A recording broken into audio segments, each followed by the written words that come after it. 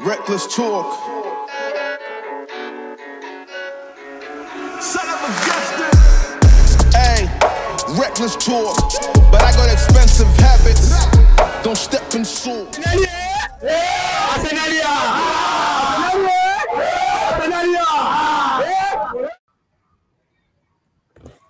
All right, people, morning, evening, afternoon, wherever you are. Done from Kenya Goodness TV, back again with another video. I'm with Kwame.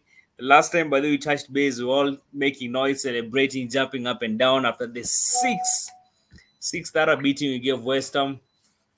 We have a match against Burnley, but before we go to that, by the way, Kylian Mbappe is linked to Arsenal. Kwame, I think I was discussing this with you. And you basically have so much context because, you know, you've read about it, you've watched videos about it, you've heard Mikel talk about it. I meant to go listen to the videos, but what do you make of it? I think, you know, all good players are always linked to Arsenal, especially now that we are doing very well. He would be an interesting addition to the squad because Mbappe is a special player. You know, he's not like a regular player. Yeah. In fact, I think he's the one who's holding PSG. When I watched the Champions League the other day, actually, Real Sociedad were controlling the game. It was just Mbappe who won the game for PSG. Right. The only thing is the salary, because he might mess up with the what do you call it, the salary scale that we use in Arsenal. And then it might be too expensive. I feel like the way Arsenal is set up, I don't know. For Mbappe, I've read a lot of things about him, not as a footballer, but the antiques outside of football, you know, like prima donna things, like fighting with Neymar, competing, pouting, those Aubameyang type of things, right? So I think he might just mess up the dressing room. Although I think Arteta, if there's anybody who can handle him, it's Arteta. And I think because part of what he said is he wouldn't mind doing what Thierry Henry did for Arsenal when he came in, to be the star player and then be surrounded by the whatever. So it could work, especially the speed and everything and the type of football we play. I think we can be a very dangerous side. But I think because of the shortage of strikers in the world right now, it's a long shot. I don't see Arsenal spending all their money on one player. 100%. Because I know that they have a few places where they need to cover. They have FFP. I know they can maneuver if say the owners want to, you know, send out a statement. So they can just surprise us, because when you don't expect them to do something, they do it. I mean, they bought Declan Rice for £100 million and he's worth every penny. We know also Mbappe doesn't get injured too much and is worth. It's just that for him, he will be probably, I don't know, 180 to 200 million pounds. That's one player. And I know that Chelsea is struggling to score. Actually, the problem Arsenal has been facing since the last 4 games, they have scored 16 goals, which is very, like, we are just picking up form.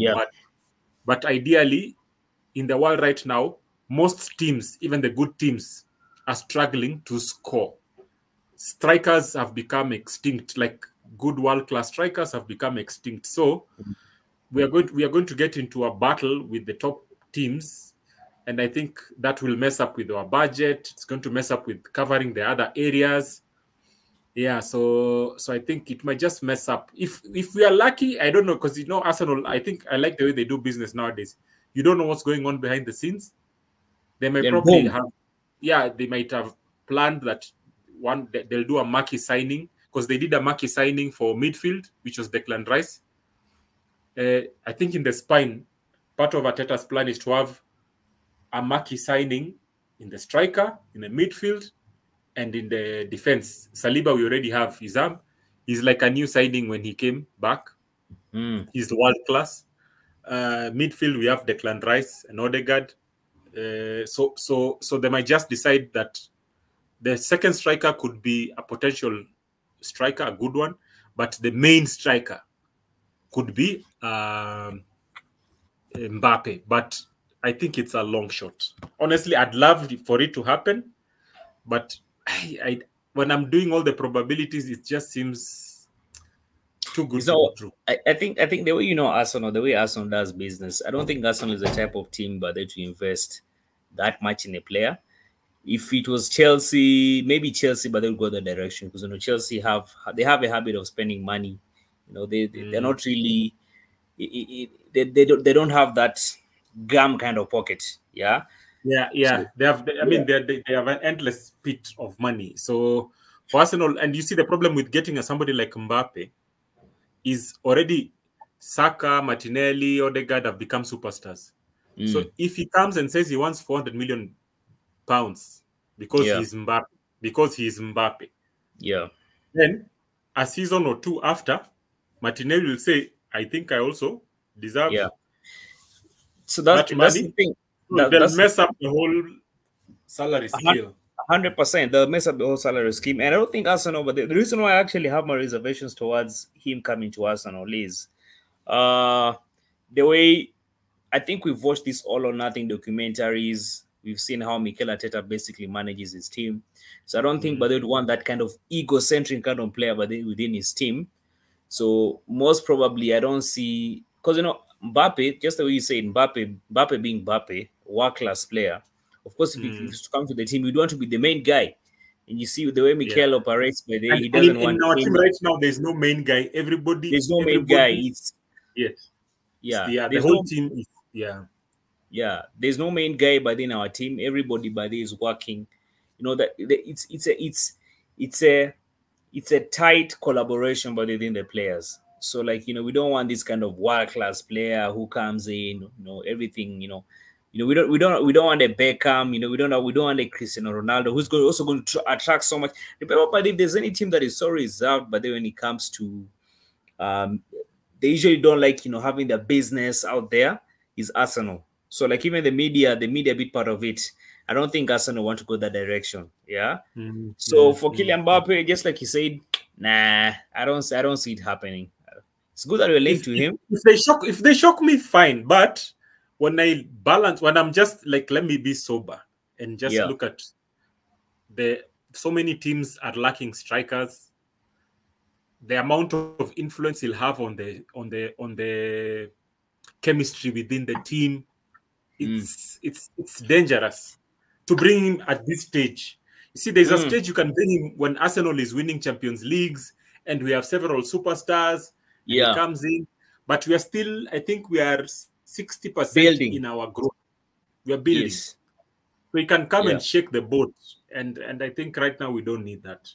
Yeah, we don't need that. We just need to find somebody with good potential who will still cost us, but he's not a Mbappe or a Neymar or a Messi type of person, Somebody who just works hard. I'm telling you, these players are so egocentric, that they really can mess about the dressing room. Some of these players, the other day I was listening to, Arsene Wenger's interview. He was saying that, one of the roughest things to do right now as a manager is managing players. Because some of these players actually even earn more than the coach. They can get you fired. In fact, like for Chelsea, most of those, I think sometimes players can decide to get you fired. They just stop playing well. They just stop playing well. Same to Manu. You saw what Manu, but they did to Mourinho. What Pogba? You remember Pogba? Yeah. So players can become that powerful, and they can decide, oh, you think you're the boss? We'll show you. Yes. They just stop playing. And they're very influential. They're very influential. Though with Arsenal right now, I don't think we'd want that kind of drama. Just the way we're building our team right now, I don't think we'd want that kind of drama and media inside our inside business. So for Kylian Mbappe, I don't think to be good having by the Kylian Mbappe in our team, but for me, I don't see it happening. Anyway, guys, you drop your thoughts in the comment section. Let us know what you think, and we'll be seeing you on the next one.